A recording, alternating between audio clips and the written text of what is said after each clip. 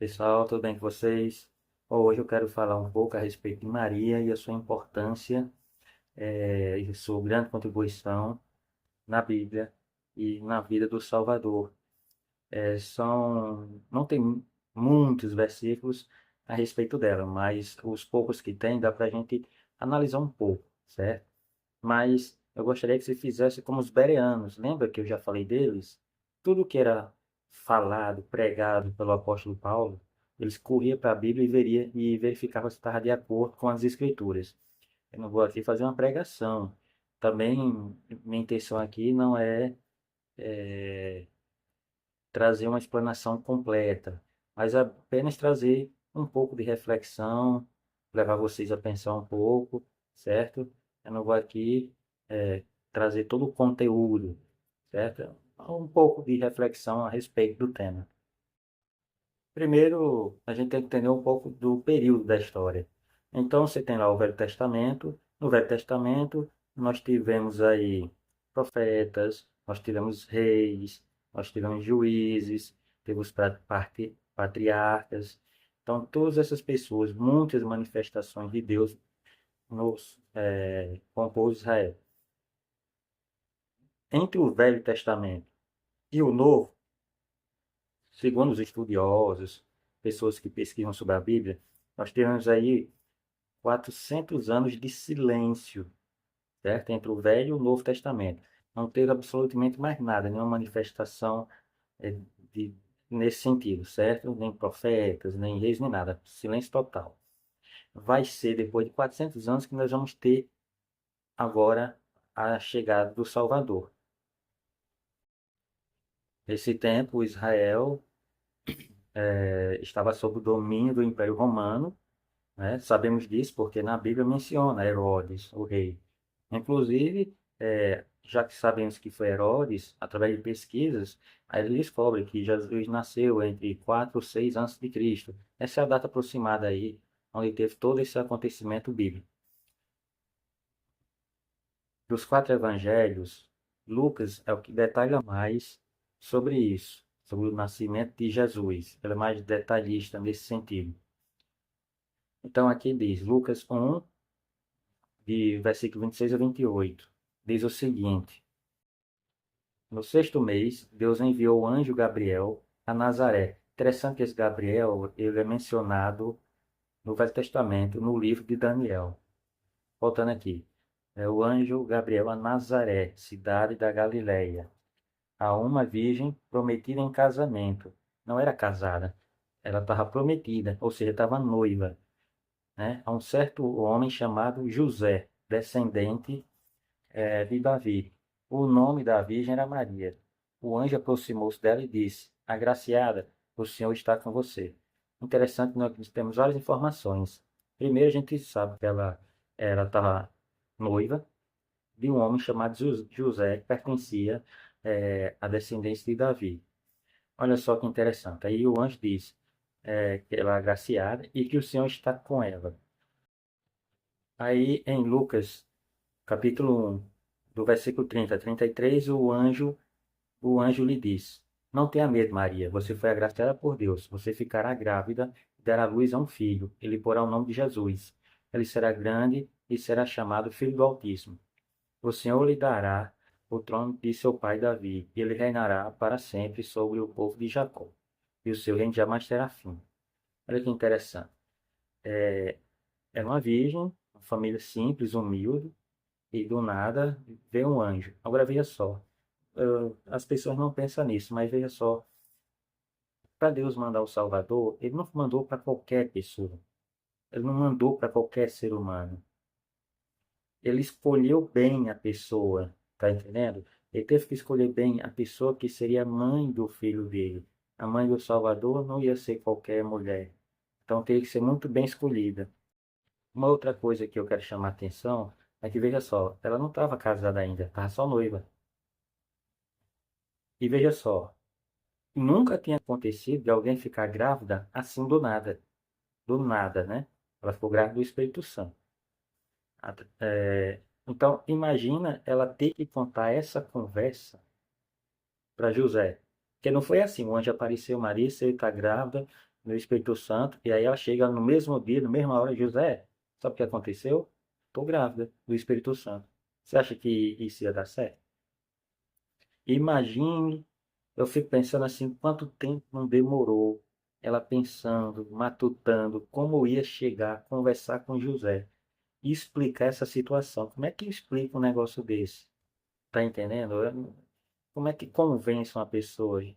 Imagine você que é pai, que é mãe, seu filho chega tentando contar um negócio desse. Você vai acreditar? Imagine naquela época. Tá entendendo? Então, imagina a complicação. Quanto tempo não demorou? Quantos dias, né? Até ela ter essa coragem de conversar com José. E outra, quando conversou com José, ele poderia muito bem abandoná-la, certo? Ele simplesmente dizer, não, isso aí é lorota, isso aí não existe. Porque realmente não existia esse tipo de coisa, né? Foi a primeira vez, entende? Só que se ele fizesse isso, e se as pessoas soubessem que Maria estava grávida fora do casamento, e não era filho de José, sabe o que é que ia acontecer? Vocês lembram lá da mulher que foi pega em adultério, né? Ia ser apedrejada, né? Então ele assumiu o papel de homem aí nesse sentido. Ah, só abrir uma observação. Lá no caso da mulher que foi pega em adultério, que queriam apedrejar ela. Interessante só levar a mulher, né? Cadê o homem? Quem que é adultério, é duas pessoas, né? Cadê o homem naquela situação? Então imagine a complicação, a situação, como foi tensa, como foi toda essa, entende? Como foi complicado esse momento. Foi uma situação tão complicada e tão tensa entre os dois que José pensou em abandonar Maria. Isso está escrito na Bíblia, Mateus capítulo 1, versículo 18. Ele explica, ele diz, olha, ora, o nascimento de Jesus Cristo foi assim, que estando Maria, sua mãe, desposada com José antes de se ajuntarem, achou-se ter concebido do Espírito Santo. Então José, seu marido, sendo justo e não queria infamar, intentou deixá-la secretamente. Ou seja, para evitar dela ser apedrejada, ser difamada por traição, ele pensou em deixá-la secretamente. Nesse momento vai vir um anjo, versículo 20, e diz: E pensando ele nisto, eis que em sonho me aparece um anjo do Senhor, dizendo: José, filho de Davi, não temas receber Maria, tua mulher, porque o que nela está gerado é do Espírito Santo. Aí sim que ele vai acalmar o coração e vai desposar e vai casar com Maria. Um outro fato interessante que tem na Bíblia é quando eles vão à cidade, deixa eu olhar aqui, Lucas 2, versículos 4 a 7. Assim, José também foi à cidade de Nazaré da Galileia, para a Judéia, para Belém, cidade de Davi, porque pertencia à casa e à linhagem de Davi. Ele foi a fim de alistar-se com Maria. Teve um alistamento e aí eles tinham que ir à sua cidade de origem. E veja só, foi 145 quilômetros de distância com a mulher grávida. Veja só, para quem já fez peregrinação ou para quem já viajou para longe, aquelas viagens de 2, 3 dias, só que você está no conforto de um ônibus, certo? Ou então, aquela viagem de...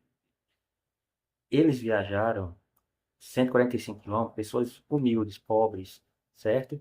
Então foram vários dias com Maria grávida até chegar no local do alistamento, certo? Tanto é que quando eles chegam já no, na cidadezinha, né, o bebê já está para nascer. E aí eles vão procurar uma hospedaria, e aí a gente já conhece essa parte da história, né? Então Jesus vai nascer na manjedoura. Mas veja toda a trajetória, vários dias parando em locais. Veja só, quando tem a cidadezinha, você fica na cidadezinha ali para você descansar para continuar a jornada no dia seguinte. Quando não tem, você vai ficar em tendas, porque esse é um costume lá do povo, certo? Mas junte a isso a dificuldade da gravidez de Maria. Uma coisa interessante é que, claro que não estava ele sozinho, você tinha todo aquele grupo de pessoas que estavam se deslocando para as cidades. Então, provavelmente, eles estavam junto com um grupo desses. Em Lucas 2, versículo de 34 a 35, eles vão ao templo e Simeão, uma pessoa muito idosa que estava lá no templo, ele vai abençoar Jesus e ele vai falar sobre Jesus. Ele diz: Este menino está destinado a causar a queda e o surgimento de muitos em Israel, e a ser um sinal de contradição, de modo que o pensamento de muitos corações será revelado. Quanto a você, referindo-se a Maria, quanto a você, uma espada atravessará sua alma. Imagine, ele estava se referindo à dor da mãe de ver o seu filho sofrer tudo aquilo. Se para aqueles que amavam Jesus, seus discípulos, se eles sofreram aquelas dores vendo o que Jesus passou, imagina a mãe ver tudo aquilo e não poder fazer nada. Em Lucas capítulo 2, menciona que todos os anos seus pais, no caso José e Maria, iam com Jesus para a festa da Páscoa. Quando ele completou 12 anos de idade, eles subiram à festa conforme o costume. E aí, veja só, uma multidão, muita gente, muita mesmo, certo? E aí, quando terminou a festa, eles foram para casa. E aí, depois de, veja só, no meio do caminho, eles perceberam que Jesus não estava com eles. E aí entraram em desespero. Ora, não, e como é que vai achar uma criança, um jovem de 12 anos, no meio de uma multidão daquela? Enorme. E demorou demais para achar Jesus. Tanto é que demorou 3 dias. Depois de 3 dias é que vão achar Jesus no templo. Imagine, José e Maria. Não é como hoje em dia, não tem rádio, não tem TV, não tem celular. É no boca a boca. E aí, depois de 3 dias, vão encontrar Jesus lá no templo, conversando com os doutores. Com os doutores, viu? E aí, Maria vai questionar, no versículo 48, do capítulo 2 de Lucas. Quando seus pais viram, ficaram perplexos. Sua mãe lhe disse: Filho, por que você fez isto? Seu pai e eu estávamos aflitos à sua procura. E ele perguntou: Por que vocês estavam procurando? Não sabia que eu devia estar na casa do meu pai? Os 50. Mas eles não lhe compreenderam o que lhe dizia. Então foi com eles para Nazaré e lhes era obediente. Jesus era obediente. Porque você pode dizer: Não, isso aí foi rebeldia. Jesus. Não, não. Aqui diz, 51, que ele foi obediente. E Maria guardava todas essas coisas no coração. Tudo o que acontecia, todas essas coisas eram sinais que ela guardava no coração. É interessante, porque à medida que Jesus ia crescendo, ela foi notando que Jesus era diferente das outras crianças. Ele tinha essa peculiaridade e ela guardava todas as coisas em seu coração. Olha que interessante. Vamos aqui a algumas curiosidades sobre Maria. Mateus capítulo 13, versículos 55 e 56 diz assim: Não é este o filho do carpinteiro? O nome de sua mãe não é Maria? E seus irmãos Tiago, José, Simão e Judas? Não estão conosco todas as suas irmãs? De onde, pois, ele obteve todas essas coisas? O pessoal estava questionando Jesus, né? Estavam admirados para o que Jesus estava fazendo. E olha o que é que eles falaram, né? Aqui nós temos várias informações sobre a família de Jesus, né? Ele disse assim: não, o nome de sua mãe não é Maria e os seus irmãos Tiago, José, Simão e Judas, 4 irmãos. Olha só, Jesus tinha 4 irmãos. Quando José e Maria casou, né?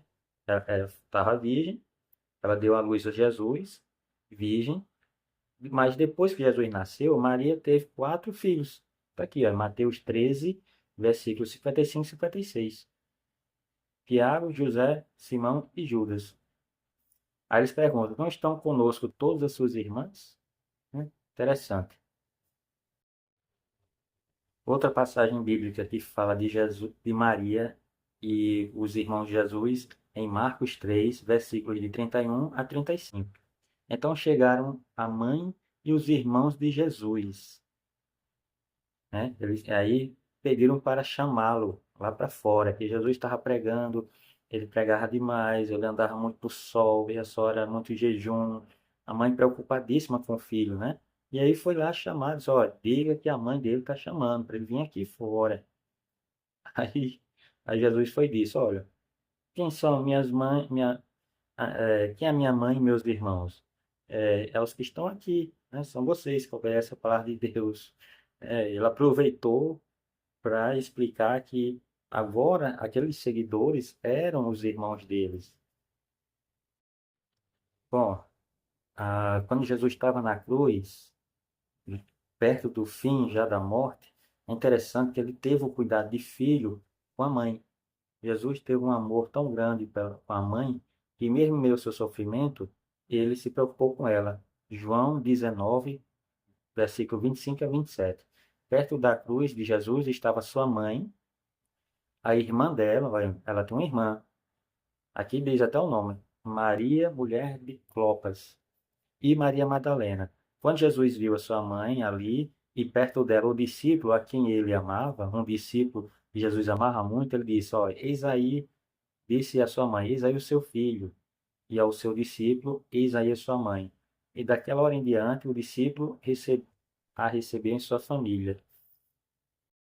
Veja só, José já havia morrido, já havia falecido, certo? Então, precisava de alguém para cuidar da mãe de Jesus. Ele se preocupou com isso. Após a morte do pai, ela ia ficar viúva. Era complicadíssimo naquele tempo para as viúvas. Então ele disse, né, para aquele discípulo acolhê-la como mãe, certo? Interessante que aqui em Atos dos Apóstolos, capítulo 1, versículo 14, diz assim: todos eles estavam reunidos sempre em hora. Isso aqui em Atos é assim: Jesus já tinha morrido, já tinha ressuscitado, já tinha subido aos céus, já tinha se passado um bom tempo, vários dias, vários dias.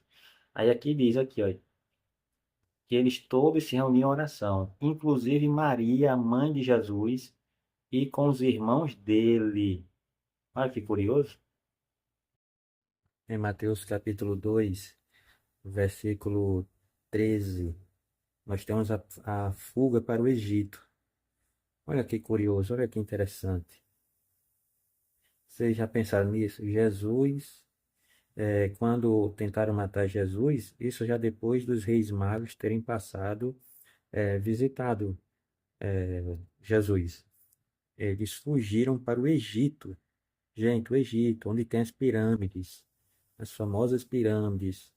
Eles ficaram lá, eles fugiram para o Egito. Aí, de novo, vários longos e demorados dias até chegar no Egito com um bebê. Olha, imagina aí quanto deve ter sido difícil. As longas noites e dias de caminhada naquele sol quente, tenso, difícil, com uma criancinha de colo, falou assim, criancinha pequenininha, frágil, até chegar no Egito. Chegando lá no meio de um povo que nem fala a sua língua, certo? Que você não entende direito o que estão falando, vão se virar por lá. Eles só vão voltar depois da morte de Herodes. Bom, segundo os estudiosos da Bíblia, especula-se que demorou em torno de 6 a 7 anos eles vivendo no Egito. Olha só, família de Jesus vivendo lá, nessa região, certo? Criando a criança, o menino Jesus, no meio daquele povo, um povo diferente. Imagine as dificuldades para uma família simples e humilde, que é que não deve, como não deve ter sido, né? E aí que eles vão voltar para